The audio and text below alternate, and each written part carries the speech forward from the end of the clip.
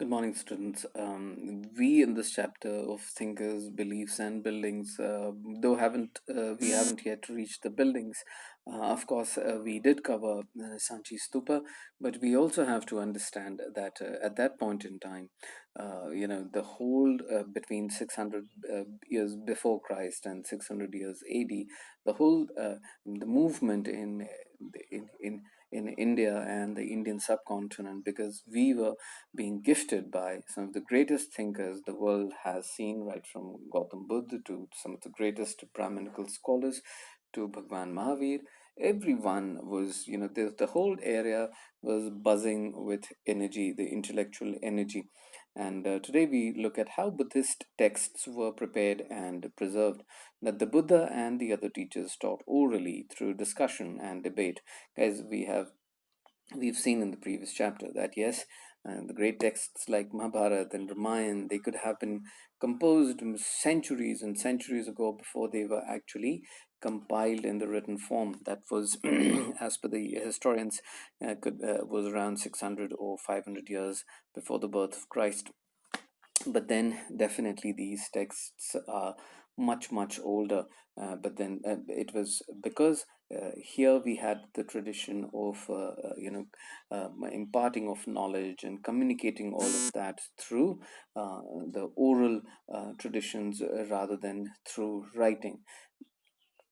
So men and women, perhaps children as well, attended these discourses and discussed what they heard. None of the Buddha's speeches were written down during his lifetime. After his death, that is 5th or 4th century BC, his teachings were compiled by his disciples at a council of elders or senior monks at Vaishali, Vaishali, that is in present-day Bihar. These compilations were known as Tipitaka, literally three baskets to hold different types of texts. They were first transmitted orally and then written and classified according to length as well as the subject matter, naturally. So, depending on the topics, they were segregated. The Vinaya included rules and regulations for those who joined the Sangha or the monastic order. The Buddhist teachings were included in the Sutta Pitaka, and the Abhidhamma Pitaka dealt with the philosophical matters. Each Pitaka comprised a number of individual texts. Later commentaries were written on these texts by Buddhist scholars. As Buddhism traveled to new regions such as Sri Lanka, other texts such as Dipavamsa, literally the chronicle of the island, and Mahavamsa, the great chronicle, were written containing regional histories of Buddhism. Many of these works contain biographies of the Buddha. Some of the oldest texts are in Pali, while later compositions are in Sanskrit. When Buddhism spread to East Asia, pilgrims such as Faxian and Huanzang traveled all the way from China to India in search of texts they took back to their own country, where they were translated by scholars. Indian Buddhist teachers also traveled to faraway places carrying texts to disseminate the teachings of Buddha. Students, you have already studied and you are aware that Ashoka, that is more than 250 years before the birth of Christ, he greatly patronized Buddhism, and he was the first one who sent his own children to Sri Lanka to propagate this faith that he so staunchly believed in. Yeah, he saw a great merit in the teachings of Buddha and the principles of Dhamma, and that is what he did. And from there, students, the countries like the present day countries like Burma and Thailand and Indonesia and Malaysia and all these Southeast Asian countries, to Cambodia, Laos, Vietnam, all these places, you name them, and even to significant parts of China, the men of great learning, the Buddhist men of great learning, they started spreading to all these parts. And students, you would be surprised to know, as you read, though all these things are not mentioned um, in your syllabus and in this chapter here, but you'll be surprised to know, if you look at the greatest of the teachers of the Buddhist traditions, right from the Tibetan scholars to different uh, the earliest of the ones, like Padmasambhava and Nagarjuna and all of these guys, the greatest of the greats, they all came from India. Okay, if you actually look at their origins, some came from Andhra Pradesh, someone was from Bihar. So all of them were Indians, and they went to different geographies and different parts of Southeast Asia and propagated the faith of Buddhism. So that is how it was, and it is very interestingly mentioned here that none of that got documented when the teachings of Buddha, none of them were documented when Buddha was alive, because students, as we have been um, mentioning time and again, that the tradition of writing things was not there. It was all through oral, it was all through communication, it was all through argument, discourses, debates. That is how it used to happen. You have to understand that it was not like the kind of life that we live today, that even if we are having breakfast we take a selfie and put it on the Facebook, right? So that kind of stupidity was not there in those years, or rather this kind of stupidity. So you have to understand that they were men of learning, right? And they would like to learn from different traditions, they would like to learn from you, and they would want you to learn something from them. So that is how it went on. So, in even in the Brahminical texts and in our own traditions, whether it was through Ramayana times or the Mahabharata times, everything went in a similar fashion. Okay, so beyond worldly pleasures, the message of Mahavir. So, students, we also know that yes, Jainism also was born in India, and now today it has millions of followers around the world. Mahavir was again a great teacher, and by many accounts a contemporary of Gautam Buddha as well. The basic philosophy of the Jains was already in existence in North India before the birth of Vardhamana, who came to be known as Mahavir in the 6th century BC, that is 600 years before Christ again. So, according to Jain tradition, Mahavir was preceded by 23 other teachers or Tirthankaras, literally those who guide men and women across the rivers of existence. The most important idea in Jainism is that the entire world is animated.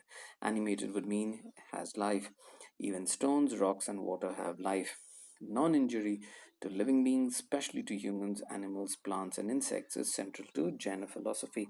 So, students, what you have to understand something very, very important right in the beginning is that, of course, we know whenever we talk about Jainism or mention Jainism, the name that immediately comes to our mind is Vardhaman Mahavir, right? Because we consider him to be the one who started Jainism, like Guru Nanak Dev Ji started Sikhism and Gautam Buddha started Buddhism. So, in a similar fashion, we think that Vardhaman Mahavir started Jainism. But then, as per the Jains themselves, Mahavir was the last Tirthankara, that is the 24th Tirthankara.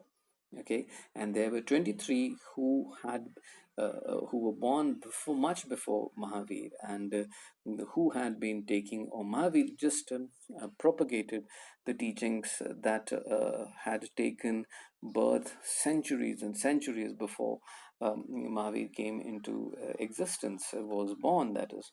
So, if you remember, our when the chapter we were covering, I think the first chapter was about Mohenjo-daro and the Indus Valley civilization.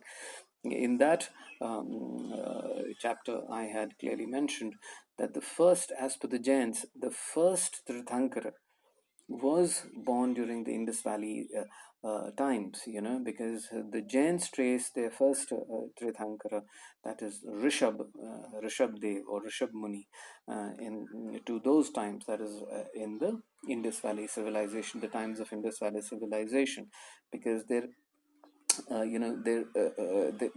have been certain statues who the figurines and the terracotta figurines which look like the posture, the serenity on the face, and everything giving an impression of a yogi.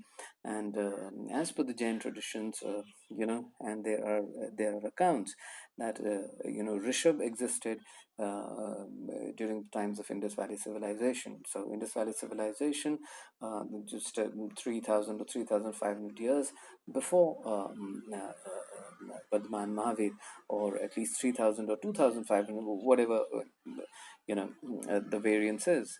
So that is how it is traced. So Jainism is considered to be far more antiquated and old when it compared to the other, um, you know. So Hinduism and Jainism, it would appear that they started almost around the same period in time. Okay, so the most important idea that of Jainism is that everything has life, and according to Jaina teachings, the cycle of birth and rebirth is shaped through karma. Students, this is something which is very common to us, the ancient teachings of Indian subcontinent, whereby Hinduism all and the great masters of Hinduism always talked about Janma and Mrityu ka chakra, and you have to come out of this cycle of birth and rebirth. So the same tradition and the same teachings were carried on by Jains, by Buddhism. In fact, the whole Buddhism is about the karma, and similarly, the whole Hinduism is about karma, and similarly, the Jainism. So asceticism and penance are required to free oneself from the cycle of karma. This can be achieved only by renouncing the world, यानी दुनिया का त्याग करके, and therefore monastic existence is a necessary condition of salvation. And अगर मुक्ति चाहिए तो आपको इन चीज़ों को खुद ही खोजना पड़ता है. And then Jain monks and nuns took 5 vows to abstain from killing, stealing, and lying, to observe celibacy, and to abstain from possessing property. And students, that is the reason why Jains lead a very you would not see them becoming army officers, and I'm yet to come across a police officer who happens to be a Jain, and those kind of things. You would not find them inside the bars and killing and murdering and criminals. The Jains don't get into all that stuff, right? Because their teachings absolutely don't allow that. It would be horrifying for the Jain community if they find out that yes, someone among them is indulging in these kind of activities. So the uh, so students, we shall continue tomorrow. We shall take it forward. Thank you.